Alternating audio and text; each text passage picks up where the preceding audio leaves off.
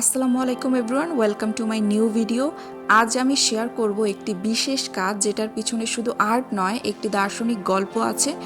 এর আগেও আমি অনেক ফেলে দেওয়া জিনিস বা ভাঙা জিনিস নিয়ে ক্রাফটের কাজ করেছি, তবে আজকে আমি একটা ভাঙা কাচের বাটি নিয়ে কাজ করছি, যেটা অনুপ্রাণিত জাপানের প্রাচীন এক শিল্প থেকে, যার নাম কিনসুগি। কিনসুগি মূলত একটি জাপানি শব্দ যার অর্থ গোল্ডেন জয়নারি বা স্বর্ণের জোড়া।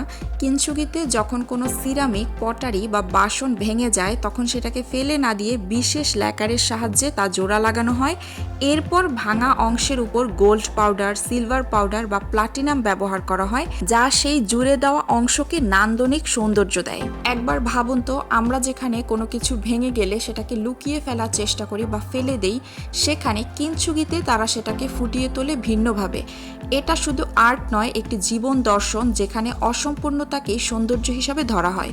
যখন আমি এই কাজটা শুরু করি তখন আমার হাতেও একটি ভাঙা জিনিস ছিল।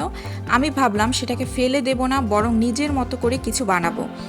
আগে এই বিষয়টার জন্য প্রায়ই আমার মায়ের সাথে আমার ঝামেলা লেগেই থাকতো, কারণ যেটাই ফেলে দেওয়ার জিনিস হতো সেটাই আমি রেখে দিতাম। আমার ভাষ্যমতে এটা আমার কোনো একটা কাজে লাগবে, তবে আমার মায়ের ভাষ্যমতে সব ময়লা জিনিসই আমার আসলে কাজে লাগে। আস্তে আস্তে এখন এই বিষয়টা ওনারও সয়ে গিয়েছে।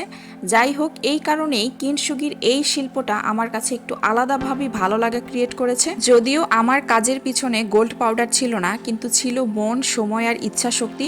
গ্লু দিয়ে ভাঙা জিনিসগুলোকে জুড়ে দেওয়া, ছোট ব্রাশ দিয়ে রং করা বা হাইলাইট করা সেই ভাঙা দাগগুলোকে, এই সব কিছুই ছিল আমার এই কাজটাতে। পুরো প্রক্রিয়াটি সময় সাপেক্ষ ছিল। প্রথমে আমি সেই ভাঙা টুকরোগুলো গুছিয়ে নেই, তারপর হাতের কাছে থাকা গ্লু ব্যবহার করে জোড়া লাগাই। দুঃখের বিষয় হচ্ছে ছোট ছোট দুটো কাচের টুকরো মিসিং ছিল।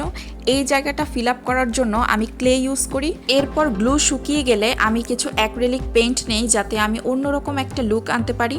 তবে ফাটলগুলো হাইলাইট করার জন্য স্বর্ণের গুঁড়া না থাকলেও মেটালিক অ্যাক্রিলিক পেইন্ট তো দেয়াই যায়, তাই না? এক্ষেত্রে গ্লিটার কালারগুলো বেশ ইউজফুল। কাজটা আসলে অতটা নিখুঁত হয়নি, তবে আমার কাছে এটাই আসল বার্তা মনে হয়েছে।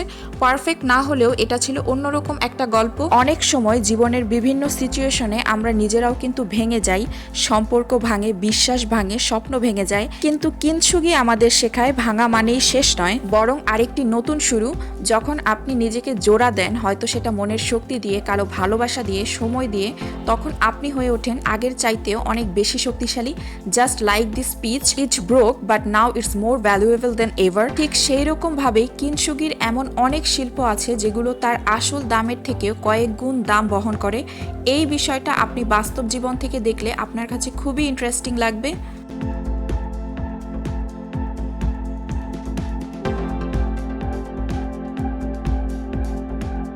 এই কাজটা করতে গিয়ে আমি শুধু একটা আর্ট প্রজেক্ট বানাইনি, আমার নিজের জন্য একটি থেরাপিও পেয়েছি। যদি আপনাদের ভালো লেগে থাকে তাহলে ভিডিওটি শেয়ার করতে ভুলবেন না। আর আপনার ভাঙা সময়ের গল্প থাকলে কমেন্টে জানাতে পারেন। Thanks for watching and remember, you are more beautiful because you have been broken and revealed. See you in the next video. Till then, take care yourself. আল্লাহ হাফেজ।